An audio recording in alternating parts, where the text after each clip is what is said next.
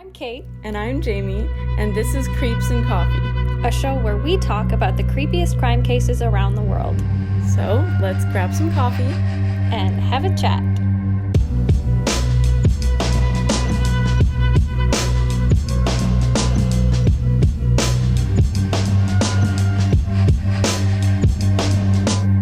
Hello.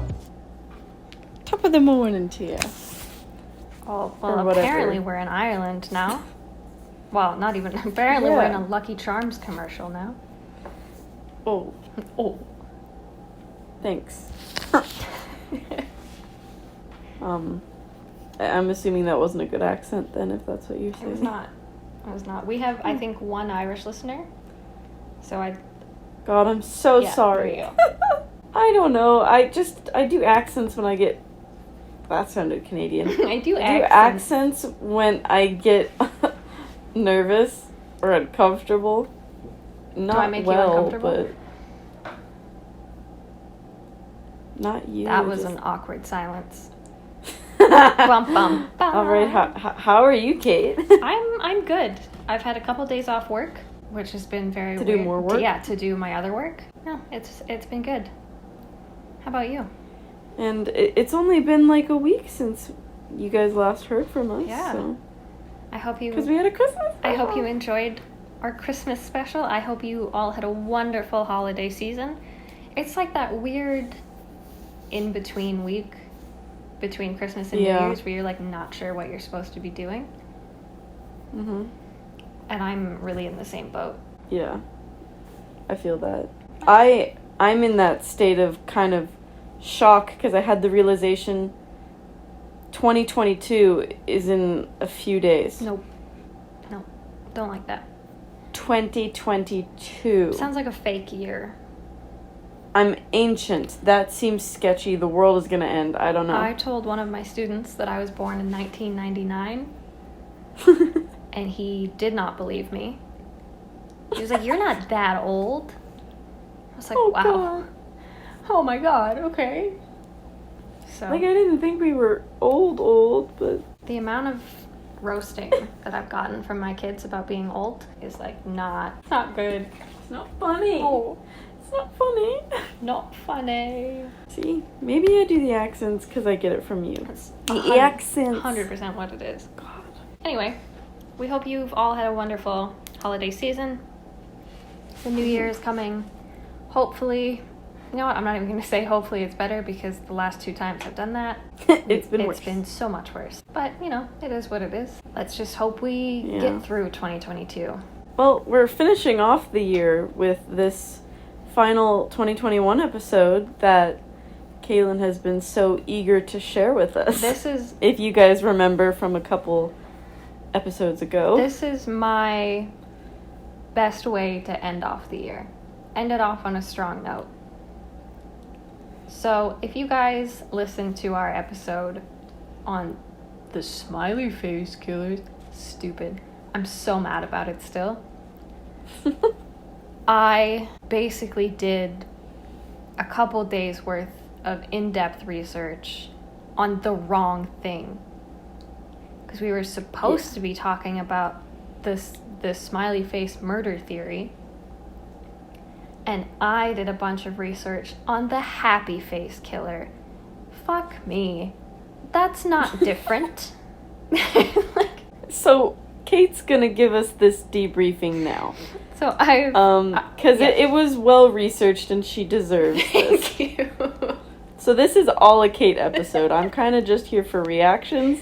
I've done a total of 1 second of research and I looked at a paragraph. So I don't know anything. I read a book. I watched a docu-series.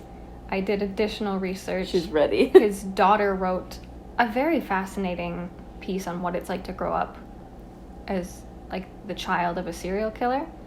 Fascinating. Only to find out that he has nothing to do with the Smiley Face murder theory. But now I know a lot about this man, and I would like to share it with you all, if he will let me. Yeah, so do you want to take it away? I've never wanted anything more to get this information out of my brain. Please enlighten us. All right, so the happy face killer not to be confused with the Smiley Face Murders, is otherwise known by his actual name, a man named Keith Hunter Jesperson, or as Jamie says... Jefferson. Yep. What did you say? Jesperson. Jesperson. There you go. That's what I said. Yep, absolutely. That's for sure what you said. So, Keith Hunter Jesperson was born on April 6th, 1955, in a place called Chilliwack in British Columbia, Canada. Oh, I know that. Mm-hmm. I'm familiar with that place. Small world. You know what? Wait, so is this a Canadian killer? You'll find out. He's Canadian-American. Oh, okay. Mm-hmm. So, his father, his name was Les. He was an abusive alcoholic who worked as an inventor, in quotation marks. All right. So, real... That's me on my resume. Real special guy, Les was. His mother, Gladys, I feel really bad for her. She was really a product of, like, the early 1900s. She was horribly insecure. She was the daughter of a pair of very religious, uptight Anglo-Canadians who taught her basically to hate herself, hate her body, and that she was a sin. So no one in the family was ever to see her in any state of undress, including Les, because that was a sin. Yet somehow, despite all of this, Les and Gladys had 5 children together. So you know what? Good for her for still getting it on with some clothes on. You know. We love a woman who goes for what she wants. You go big or go home, I guess. But it was also the 1950s, so can't say if all of it was the healthiest of choices. But I digress. Yeah. So they had 3 boys and 2 girls. The most infamous of their children would obviously be Keith, the one we're talking about. And Keith Richards. No, not Oh my god. Sorry. Unlike Keith Richards, who was talked about positively for the most part, Keith Jesperson was a child that the whole family really firmly believed had something wrong with him from the get-go. Like, they just had an off feeling about Keith, which is unfortunate, but accurate. An author for a book about the Happy Face Killer was interviewing Keith and asked him, like, what's your earliest memory? And Keith recalled that his earliest memory was hitting his brother in the head with a rock. So, nice. He put it down a slide. He put the rock on the slide so that it would, my god. Yeah. So that's Keith. Cool. And again, I like talking about the background of people like this because I think it gives us a nice insight on how they come up and how their nature versus nurture really develops. So I'm going to explain parts of his childhood and his life in the next little bit, but I really want to stress that I'm not condoning his actions later on in life because he had a shitty childhood. That's not how that works. We're allowed to acknowledge that someone had a bad experience without using that experience as an excuse. A lesson that I wish a few people in my life would learn. We feel you. We vibe. But let's talk about relationships with parents. Oh, no, thank you. you. Exactly. So we look at Keith's relationship with Les. Basically awful. Like, there's no real way to go around it. He was constantly beaten. You remember how people used to talk about the strap? Oh. You know what?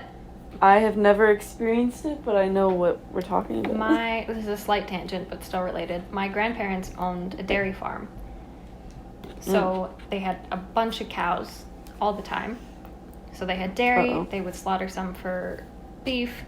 Like, it was a thing. That's just what the family did. They had 10 kids, so it helped to have that much meat around. But they would also, save the hide from the cows. So Ew. my dad and his 9 siblings all went to a one-room school, so they all had the same teacher. Welcome to rural PEI. Yeah. But my grandfather provided the teacher with a piece of cowhide, like a rawhide strap, and said, if any of my kids act up, feel free to hit them with this. Oh my god. That's... Don't abuse your children. Don't hit your kids, guys. But he, like... Dang. My grandfather was very much like a farmer, like an old farm man in the 50s and 60s. So that's something that was more common. I don't condone it these days, but it was more common. But he was very cautious about when he used it, and he made sure that the punishment was, like, fit. The punishment fit the crime, basically. Okay. If you can argue that. Les, on the other hand, was just like, nah, I fucking hate this kid. Evil. So he would beat Keith for his own and others' mistakes. He openly said that even if he found out one of the other kids had done something that he had beaten Keith for, he said, and I quote, he probably had it coming anyway. So, really not a great guy, not a great situation. He would start drinking... Terrible person. Yeah, he would start drinking at like 10 o'clock in the morning and just keep it going. When it comes to the relationship with Gladys, surprisingly, not a bad relationship. You would think for what Keith would do in the future, you would think his views on women would be different. But it was like a decent relationship, but like a lot of women in the 50s and 60s, she had more of a connection with her daughters because there was more typically female gendered stuff that they would do together and that she could pass on. So it was hard. He had a decent relationship, but it wasn't really a relationship, which is unfortunate, but 'tis what it is, I suppose. I promise I'm listening. I'm just tired, so sorry to the folks who miss my voice as well. Yeah, I'm sorry to those that are like, why does Caitlin talk so much? This is a listening episode. I'm learning with you guys. Because I had to learn. So much. Yeah, it's fun. Good. Fun times. Fantastic fun. What was not fun times was Keith's experience at school. So Keith was a big dude.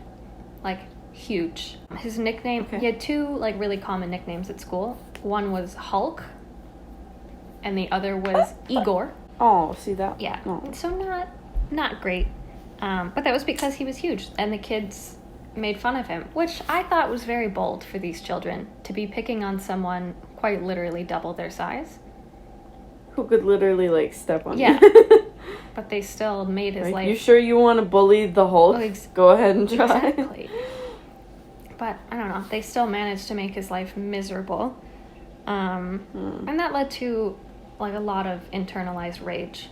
Because he couldn't act out at school. Yeah, of course. Because there were these bullies, he would get in trouble with teachers. And he couldn't deal with it at home because he had the biggest bully of all at home. So there were a lot of times, especially as he got into his teenage years, where he would just kind of, like, explode.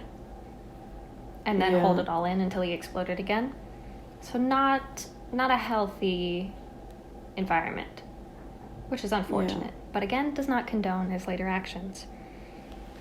So at age 12, Les got a job designing machinery for a company in, I think it's Sela, a place in Washington, which is not far from British Columbia.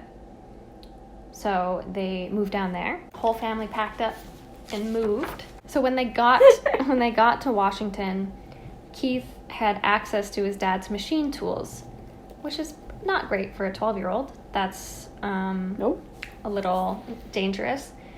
But golly. Yeah. But Keith would often create pipe bombs and cannons with those tools.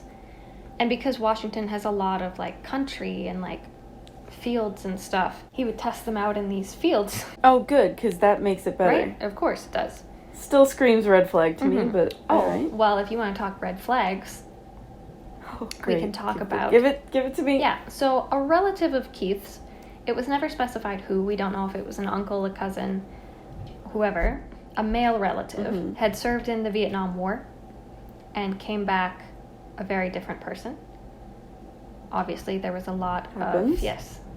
But unfortunately, it was a situation very similar. I don't know if people know the story of Richard Ramirez and being shown graphic images by a cousin. Yeah. It's very similar in this case. There were no pictures shown, but this family member told Keith about what he did to these Vietnamese women, the torture. Which you should not do. No. First of all... To anyone, let alone, like, a child. Yeah, don't tell a child about it.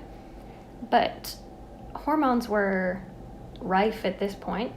So Keith is like 13, 14 at this point. Keith discovered that he was quite aroused by these descriptions of the torture and the assault. Not off to a great start. No. Ugh. Ooh, I got shivers. There you go. So, real quick, I want to talk about something called the Mcdonald Triad. So I think Jamie and I might have referenced this before, but it's basically a theory in forensic psych that kind of plots out how you can look at if a child is going to turn out to have conduct disorder or psychopathic behavior or potentially become a serial killer. So these sadistic sort of influences that happen early on. So the Mcdonald Triad basically says that if they have 2 or 3 of these qualities in childhood, there's a good chance that they could develop something sadistic if matters are not addressed in childhood. So the 3 things... Got those red flags. Yes. So the 3 things are arson, so setting fires, cruelty... Check. Cruelty to animals, and enuresis, so basically bedwetting after the age of 5, after it's assumed normal. Right. So, like Jamie said, arson, check. Not only would he set off these pipe bombs and these cannons, but he told people that he would, like, just set out-of-control fires to de-stress and to relax himself. Oh. Which, it's not... I feel like that... Shouldn't. No. I don't know about you, but I feel like... Maybe take a bubble bath or something. Exactly. I don't know, bath bombs weren't a thing back then. Well, maybe go pet a cat or something, Ooh, not...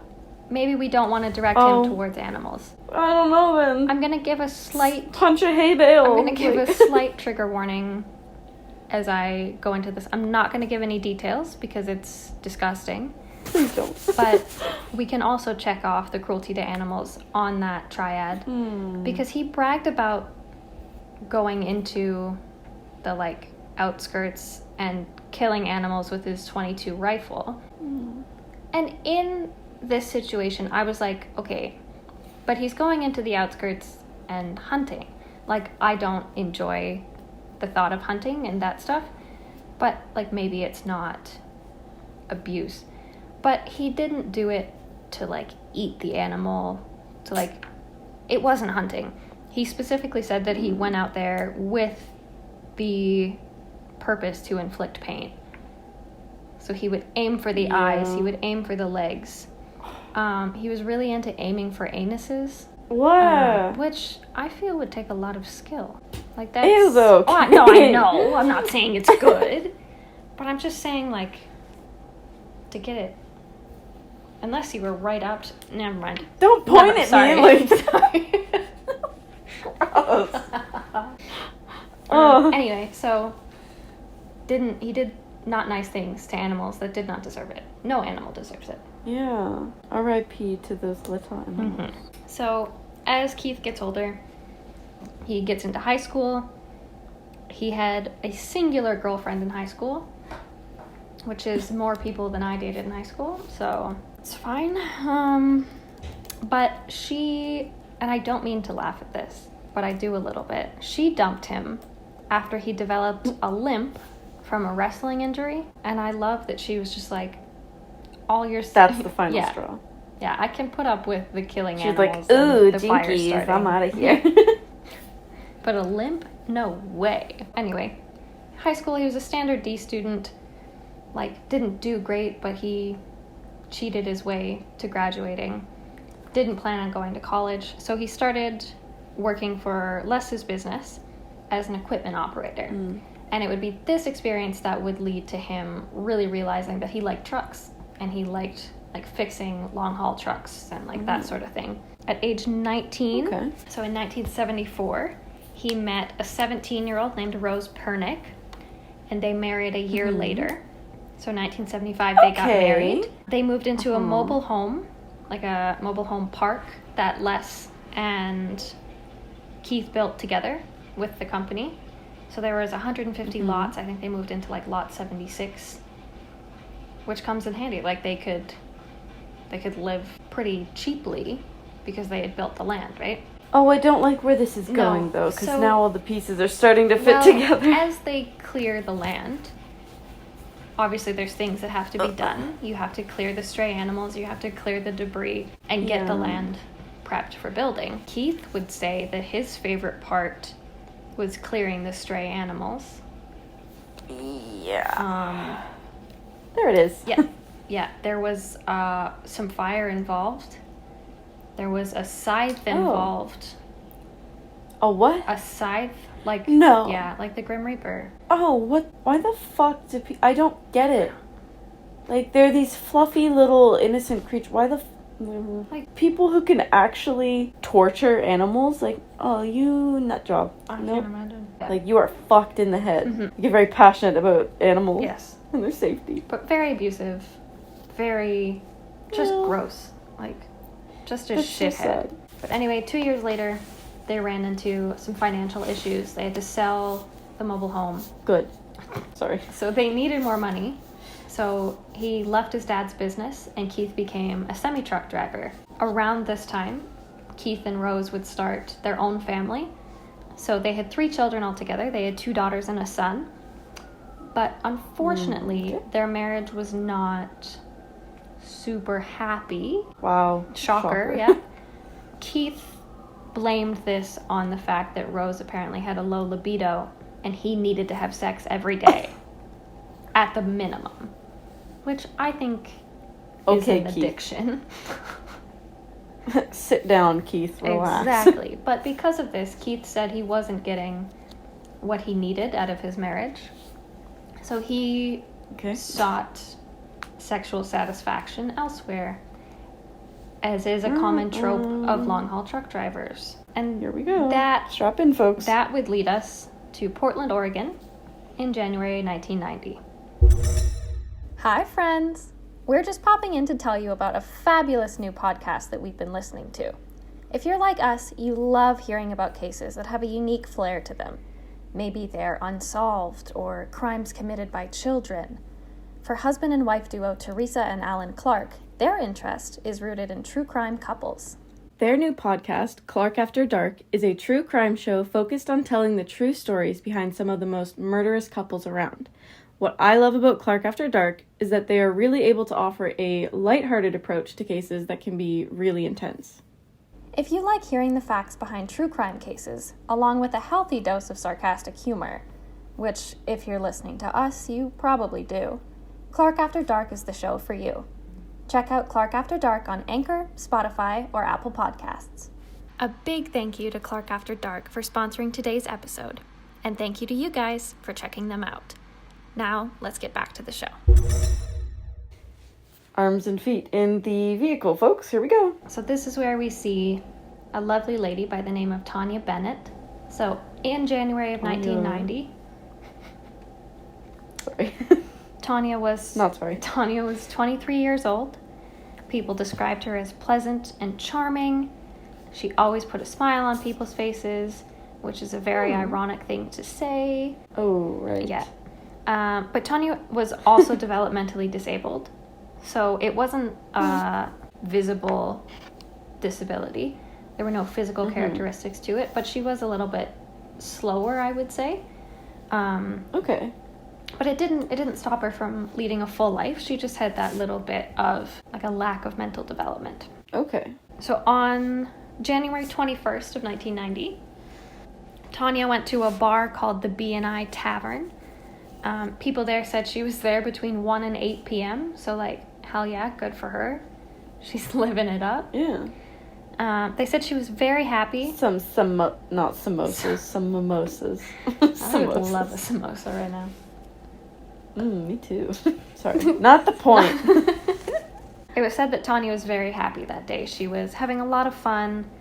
She made plans with the bartender, Carol. They were going to go dancing when Carol's shift ended, which I thought was really sweet. Oh, that's sweet. She was flirting with some pool players. Said they were two blonde men that were playing pool, and she was like, ooh. So she was having a good time. I'm going to give a trigger warning going forward. Trigger. Trigger. Just like the animal stuff, I'm not going to give details because it's not stuff that needs... Not really. No, it's not the point. Exactly. It's very graphic. We know that it's not good. It's unfortunate that it happened to these women. Yeah. And it's a disgusting event. So they don't need... Like, if you want to hear the gory details, we're not really the podcast to cover that. You might be able to find one like that. Feel free to look it up. Or you should maybe, look it up yourself. I can recommend some great sources. But... Yeah, go check out the dark web. Yeah. I'm just kidding. Don't do that. But yeah, like Jamie said, we're not the podcast for that. I think these women deserve more respect than to be memorialized for the gore that happened to them. They were real people with families and lives. Give them the respect. Yeah, but if the mention of stuff like this makes you a little uncomfortable, feel free to skip ahead. It's totally okay. No hard feelings if you stop listening. We love you anyway. We'll see you in a paranormal episode. Exactly. But again, for anyone who's worried, I'm not going to give details, just an overview of the situation. So, flash forward to January 22nd, the day after Tanya was at the B&I Tavern.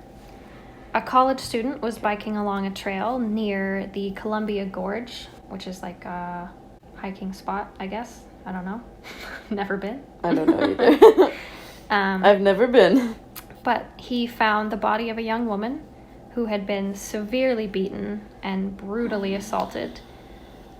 It was to the point where identification of the body was really difficult because her face had been beaten nearly beyond recognition. There was not a lot going on. It was to the point where they couldn't release pictures to the media because it was so severe. So what they did instead is they had sketch artists sort of piece together what they could and what they thought she would look like without the swelling, without the bruising, to try and figure out who this person was. So once the sketch artists released a profile of her face, Loretta Bennett recognized it as her daughter, Tanya. Oh, that would suck. Her mother was obviously very upset because not only did she have to identify her via this sketch, but she had to be the one to go in and confirm that it was her. So she wasn't shielded from the reality of the situation. Oh, yeah, that would suck. Which is really, really unfortunate. What was found with Tanya, her clothing had been bunched up. She had been strangled and the rope was left around her neck. And I'm only mentioning that because it's going to be relevant in the next couple of cases. Okay. And a really weird thing was that the front of her fly, like the fly of her pants, like where the zipper was, had been completely removed, like cut out. And it wasn't left at the scene. So, super weird. It was something that the police took note of. And they're like, okay, weird, we'll piece it together. So Tanya would really end up being the most significant, I don't want to say most significant because they were all significant, the most discussed victim of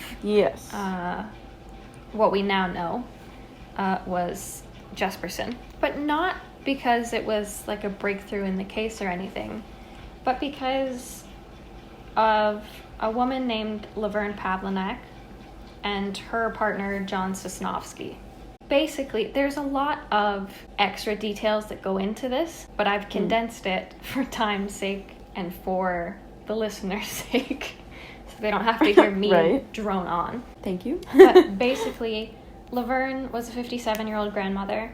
John was her 37-year-old, very abusive partner. Oh. And Laverne basically called the police and said that Sosnovsky had coerced her into helping him kidnap, assault, and eventually murder Tanya Bennett, and then dump her body at the Columbia Gorge. So the police were like, what? Okay. Like, what? What proof do you have that this is what happened? Because the weird thing about crimes is that so many people will confess to them that haven't done them just to get the credit. Yeah, what's up with that? I don't know. Oh. But, like, I feel like that's Like, not why do credit. you want that? Yeah. That's not credit that I would like to have, but whatever. So police asked her, and she pulled out this front section of jeans.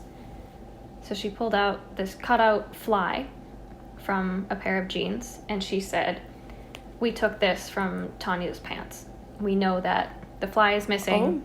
Here is the front section of her jeans. So the police were like, well, of course. So they brought Sosnovsky in for questioning, where he fervently denied being involved at all, said that Laverne was psycho and lying and that he had nothing to do with it. But despite this, he did fail 2 polygraph tests. So the police were like, Of course. I don't know. And there were pieces of brown hair that were left near Tanya's body. And the police noticed that John's hair was also brown and a very similar length to the stuff that was found at the crime scene. So they hadn't tested the sample, but they were like, okay, this is a good sign. Harry. Exactly. Noted. Laverne was adamant that she could give all the details, she could tell the police everything. They even took her up to Columbia Gorge and asked her to point out where they dumped the body. She pointed out a very similar site, but she was off by about 5 meters. Oh, the fun. So the police chalked this up to, okay, well, they dumped the body at night. She was still very close. It's a fort, like it's a wooded area that looks very similar, but she's still close. And she did say, they drove past and she was like, I think this is it. And then she was like, no, go back. It's here. And she did get to the right point. They basically had so much evidence from Laverne that they were like, okay, this is what happened. It is what it is. And then after going back and forth and telling like 400 different stories about what happened, why it happened, how they found her, how they interacted with her, whether she was involved, whether she wasn't, Laverne basically said that she fabricated the entire thing. They had absolutely nothing to do with it. And the police didn't believe her. So they convicted them. I wouldn't either. No, but they convicted him. They convicted them and put them in jail. Because there was so much compelling evidence. If you're gonna lie and say you did it, fine. Go to jail. Fucking exactly. Like, you've caused that much of a stir for the family. Because isn't it also, like, false testimony and stuff? Like, While all of this is happening, a very, very large man who... Hulk. Exactly. He stopped at a rest stop in Livingston, Montana, as he was delivering something as a long-haul trucker. And he took out a pen while he was in the bathroom stall, and he wrote a message on the wall. So this message said, and I quote, I killed Tanya Bennett January 21st, 1990 in Portland, Oregon. I beat her to death, raped her, and loved it. Yes, I'm sick, but I enjoy myself too. People took the blame, and I'm free. And then he signed the message with a little happy face. And this would become a big theme for Keith. So that's how the happy face killer started. So he got off scot-free, didn't get caught. Laverne and John were fighting for their freedom. John had no idea what was happening. But I will say, what ended up happening was Laverne was basically doing it to get out of the abuse. She wanted away from John, and she was going to do anything to get him put away, even if that meant getting herself put away, because he was abusing her so badly, which is very upsetting. Yeah. But there's a lot of domestic violence outlets that don't involve inciting yourself in murder. True. Anyway, moving on. So, because they had been, I guess, caught, charged for the murder, Jesperson kept living his life. But he really fantasized about repeating the crime for 2 years until he attacked again because he felt like he finally found the perfect person. So his second victim was in San Bernardino, California, a woman named Claudia, who described herself as a throwaway woman, which makes me sad to think. But she was a sex worker. She found Jesperson fixing up something in his truck while he was at this rest stop. They call women like this lot lizards because they prowl on the truckers. Oh, and I think that's so fucking weird. It gives me a weird vibe. Right? I don't like it.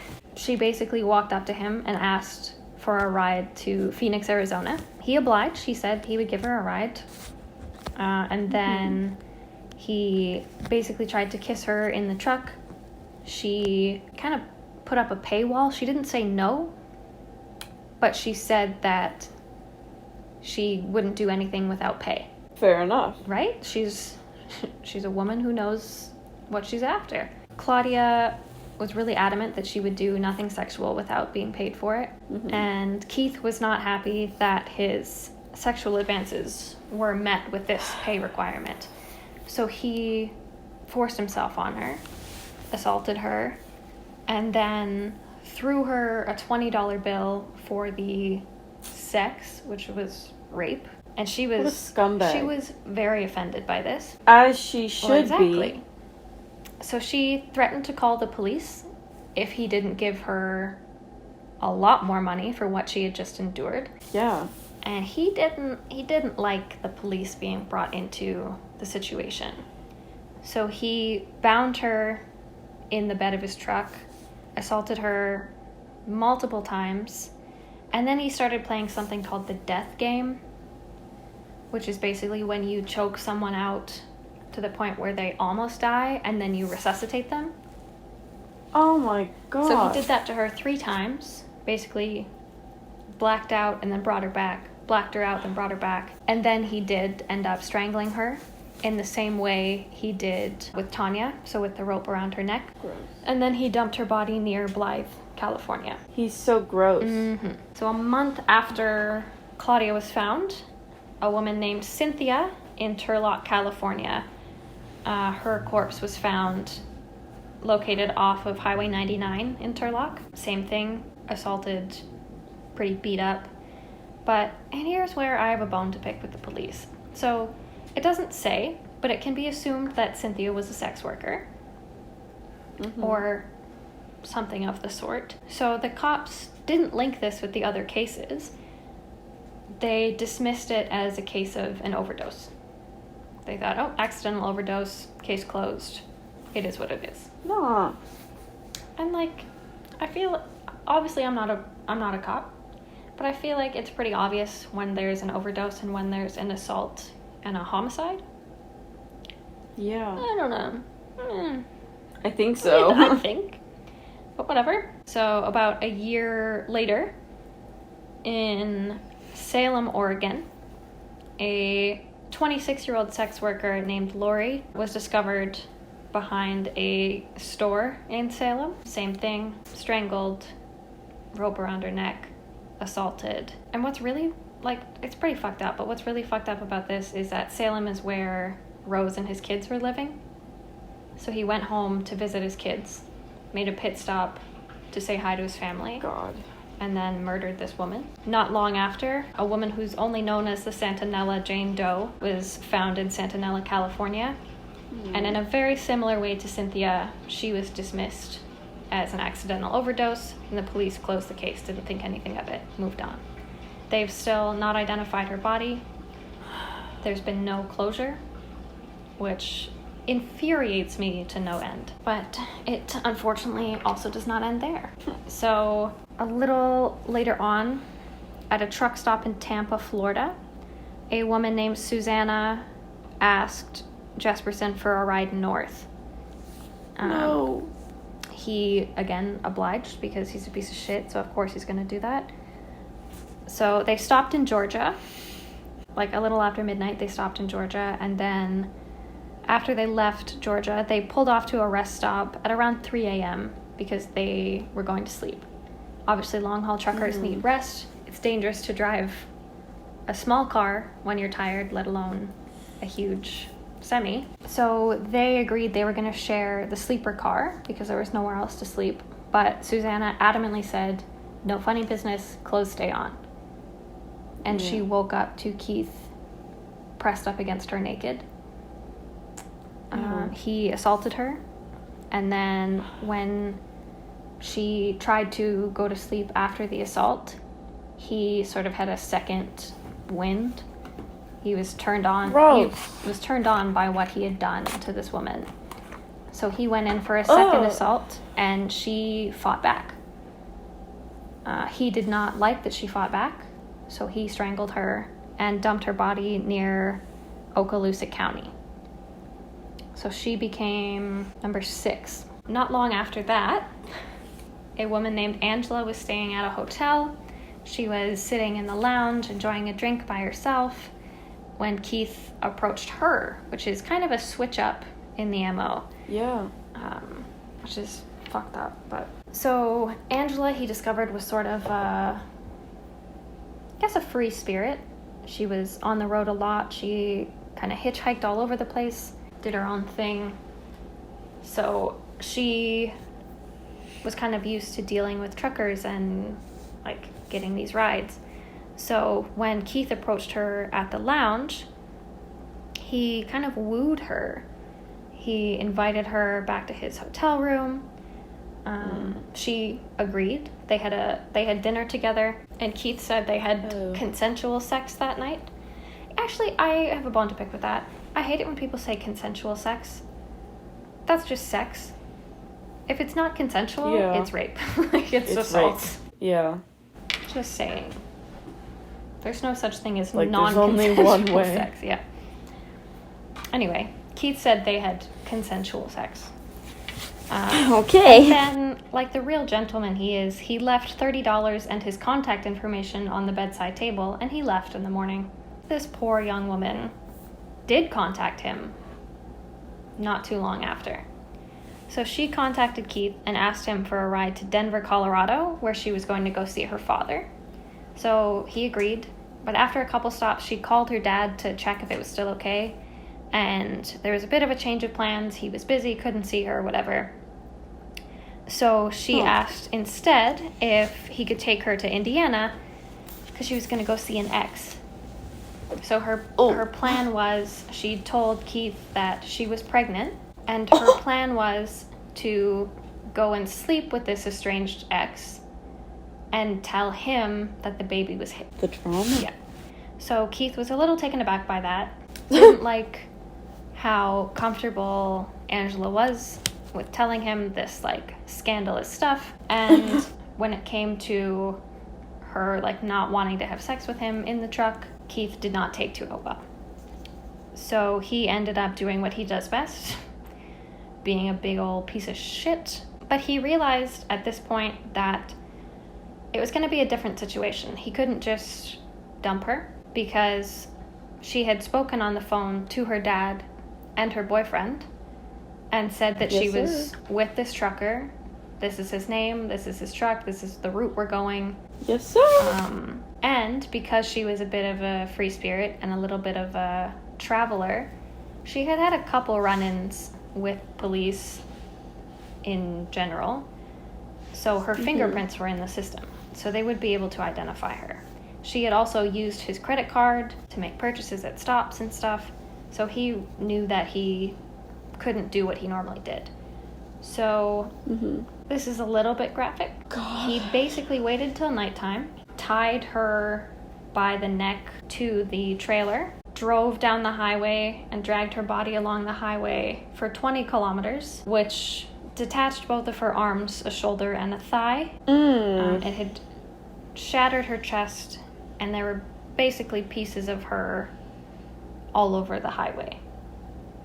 So there were no fingerprints, there were definitely no teeth, so Jesperson dragged what was left of the body and threw it down an embankment and left. Jesus. So, fucked up. A little. So in 1994, Keith starts to get ballsy. He's a piece of shit. So at the Clark County Courthouse, a letter arrived claiming to be from the murderer of Tanya Bennett. So I will read you the letter. Okay. It said, and I quote, "I killed Miss Bennett January 20th, 1990, and left her 1.5 miles east of Lateral Falls on the switchback. I used a 1/2-inch soft nylon rope burnt on one end, frayed cut on the other, and tied it around her neck. Ew. Her teeth protruded from her mouth. Death was caused by my right fist, pushed into her throat until she quit moving. Threw her Walkman away. Her purse $2, I threw it into the Sandy River. I cut the buttons off her jeans. I had raped her before and after her death. I left her facing downhill and her jeans down by her ankles. I did not know any of them." They ignored this letter. Which, what? Like, what the fuck? So, a second letter. For what? Because they were like, couldn't be. Serial killers don't send letters. Let's go back to Jack the Ripper. Let's go back to the Zodiac Killer. Like, yeah, hello? in April of 1994, the Oregonian newspaper was sent a different letter. This read, "I would like to tell my story. I am a good person at times. I always wanted to be liked. I have been married and divorced with children." And it didn't go well with Rose, so. Yeah. Anyway, "I have read your paper and enjoyed it a lot. I have always wanted to be noticed like Paul Harvey, front page, etc. On or around January 20th, 1990, I picked up Tanya Bennett and took her home. I raped her and beat her real bad. Her face was all broke up. Then I ended her life by pushing my fist into her throat. This turned me on. I got a high. Then panic set in. Where to put the body? I drove out to the Sandy River and threw her purse and Walkman away, and I drove the scenic road past the falls. I went back home and dragged her out to the car. I want to know that it was my crime. So I tied a 1/2-inch soft white rope, cut on one end and burned on the other, around her neck. I drove her to Switchback on the scenic road and 1.5 miles east of Lateral Falls. Dragged her downhill. Her pants were around her knees because I had cut her buttons off. They found her the next day. I wanted her to be found. I felt real bad and afraid that I would be caught, but a man and a woman got blamed for it. My conscience is getting to me now. She was my first, and I thought I would not do it again, but I was wrong." And then... Sounds like somebody wants attention. And then the police finally paid attention when a third letter arrived. Oh, Like, Lord. for fuck's sake. So this letter was talking about the Centinela Jane Doe. So it said, "My last victim was a street person. It was raining in Corning, California. She was wet, and I offered a ride to Sacramento, California. I stopped at a rest area near Williams and hid her. I put her body on or near a pile of rocks about 50 yards north of Highway 152, westbound, about 20 miles from Centinela. It was getting hard to trust my inner self. I kept arguing with my conscience. I had to get away from long-haul trucking. Victims are too easily found. So I quit and found a good job driving where I am in the public eye and out of harm's way. The truck has a bold name on the side, so it is easily recognized. I got away from what became easy. I do not want to kill again, and I want to protect my family from grief. I would tear it apart. I feel bad, but I will not turn myself in. I am not stupid. I do know what would happen to me if I did. In a lot of opinions, I should be killed, and I feel I deserve it. My responsibility is mine, and God will be my judge when I die. I am telling you this because I will be responsible for these crimes and no one else. It all started when I wondered what it would be like to kill someone, and I found out what a nightmare it has been. I had sent a letter to Washington County Judge's criminal court taking responsibility to number 1, the Bennett murder. But nothing has been in your paper. This freedom of press, you have the ball. I will be reading to find out. I used gloves and same paper as last letter. No prints. Look over your shoulder. I may be closer than you think. And each of these letters was signed by a little smiley face. Oh, not a smiley face. A happy face. Because the happy face and smiley face are different. That's when the press really decided to call him the happy face killer.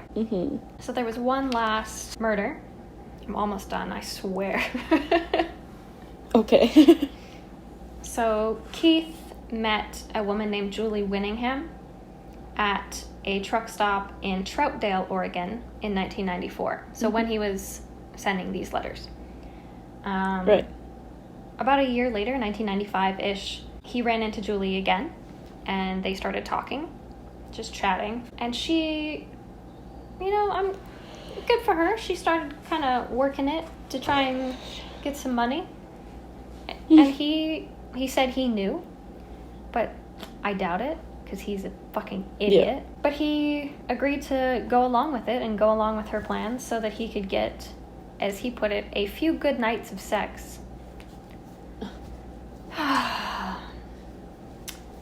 Okay. He also, agreed to marry her. Okay. I don't know how desperate this man was. But... Enough? Apparently. It changed when she basically got 2 DUI tickets and needed to pay them off. So she demanded $2,000 and said that as his fiancée, she had the right to his money and he needed to give her the money. Oh my. He refused, because that's a lot of money. And she retaliated by saying that if he didn't give her the money, she would have him charged with rape. Oh. Which...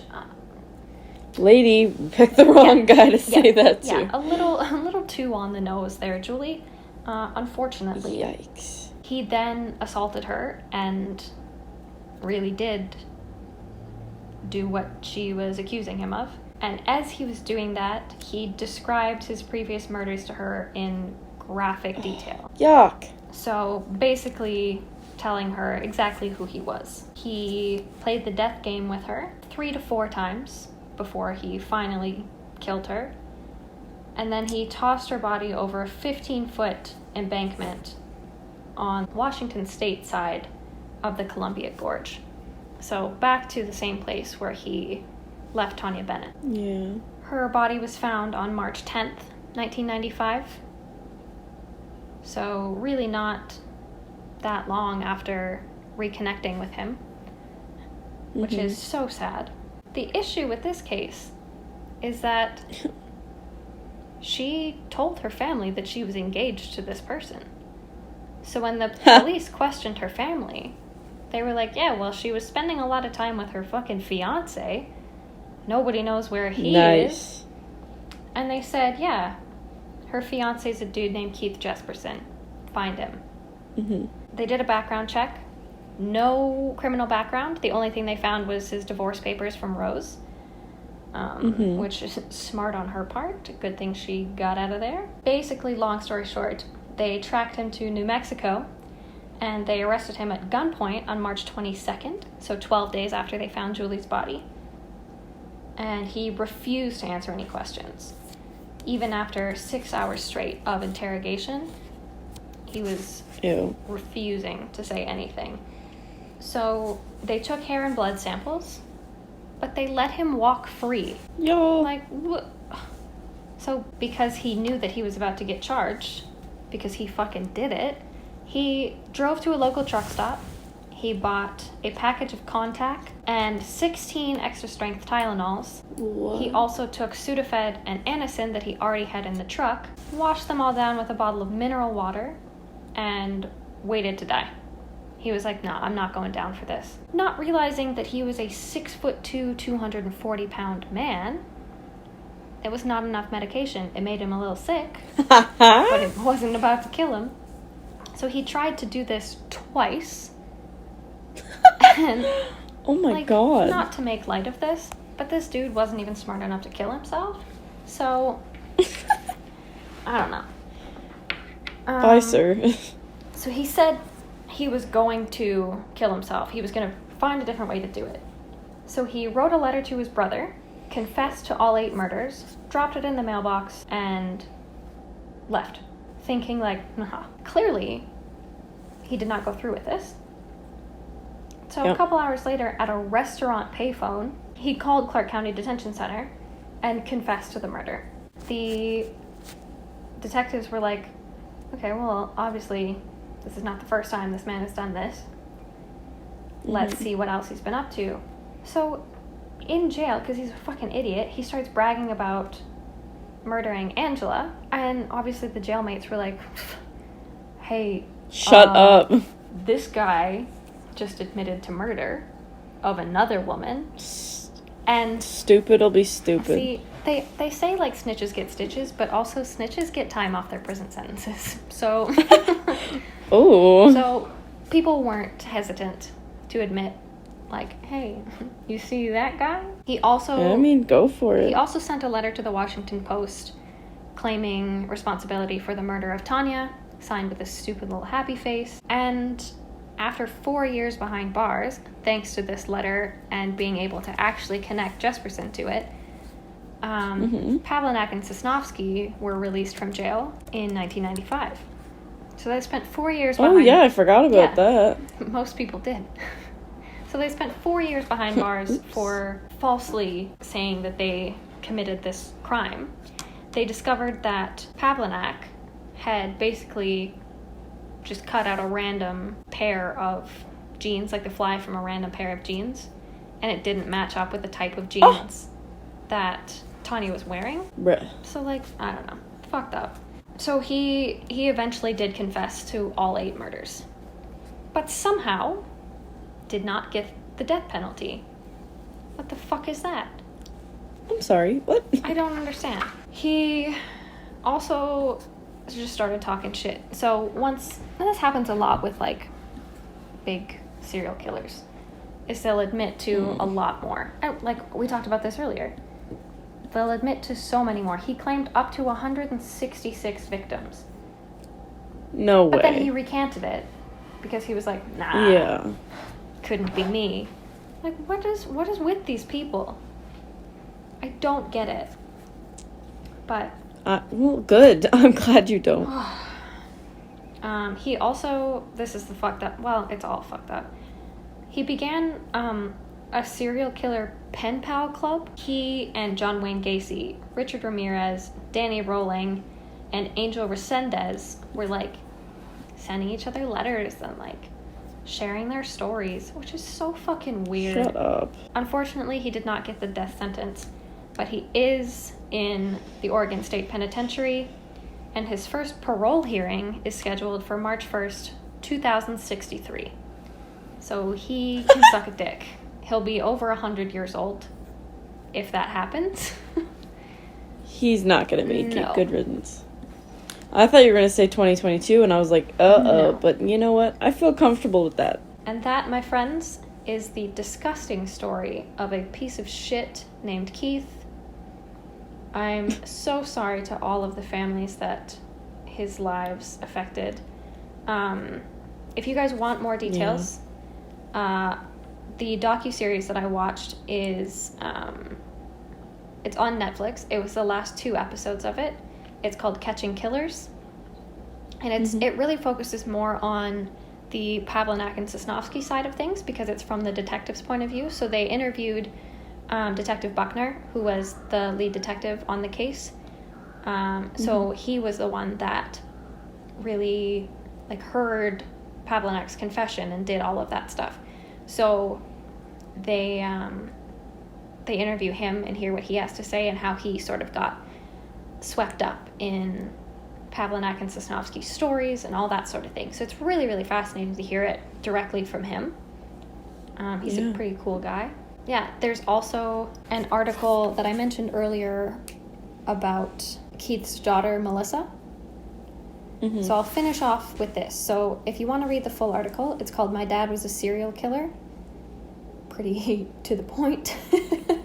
Yep. The quote from Melissa, it said, "On the other side of a plexiglass wall, he picked up the phone, and the first thing he said to me was, 'Missy, my best advice is that you change your last name.'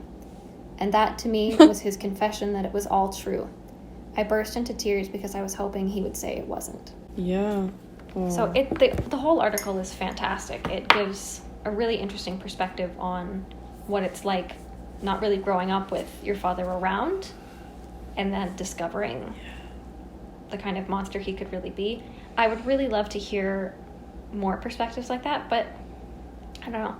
I'm on the fence with wanting to interview children of serial killers because obviously it affects their families as well. Like, it's intense. We'd need, like, us, the guest star, and the therapist on the line. Like, because that's we should dark have us stuff and the to go therapist over. on the line at all times. I mean, yes. But no, there's lots of really cool information out there.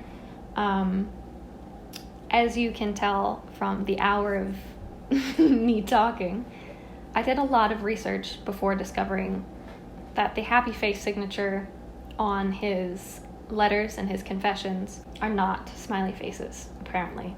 Stupid as shit. Indeed. But I got to get all the information out there, and I really hope you guys appreciate it. Because I did a lot of work. I did. Like, I wasn't very talkative because I'm exhausted, but I absorbed all of it, and now I'm going to have nightmares, so... Fantastic. I'm sure that it was effective. I was talking to one of my friends the other day, and she was like, I realized that I can't really listen to your podcast at night because it makes me scared. Yeah, like, as it should. I was like, good. That's the point. I feel like a weight I'm ready to go watch something funny now, because, like... I feel like a weight has been lifted off my shoulders, and I'm like, the happy face and the smiley faces can go to hell. You feel complete. I do. I feel like I just witnessed a scary movie, and I'm anxious. I'm so sorry about that. No, thank you. I appreciate it. Well, thank you for listening. I'm sorry that there was a lot of my voice, but deal with it. I'll make up for it sometime. Deal with it. We'll be back in 2 weeks. 2022. Fuck me, man. Yeah. We'll be back in 2022. See y'all in the new year. A big thank you again to Clark After Dark for sponsoring today's episode. We love those guys. They have a new episode out, which you should definitely go check out because it's super cool. We love you guys. Mm-hmm. But yeah, we'll be back in the new year with potentially some guests. Ooh. Some friends. Look out for that. Mm-hmm. Yeah. Happy New Year. Stay safe. Don't do anything we wouldn't do, which isn't much. We love you. Love you. Bye. Bye.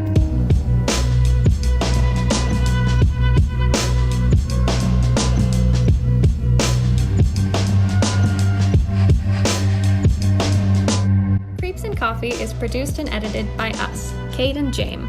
Our theme music is Stuck in a Hole by Dated.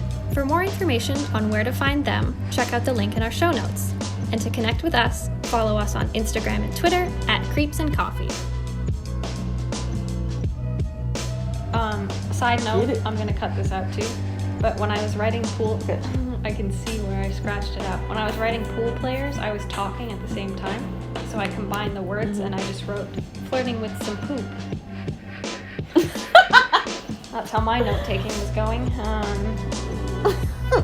Hey, me too. Haven't we all flirted with some poop? No. I sure have. Please continue.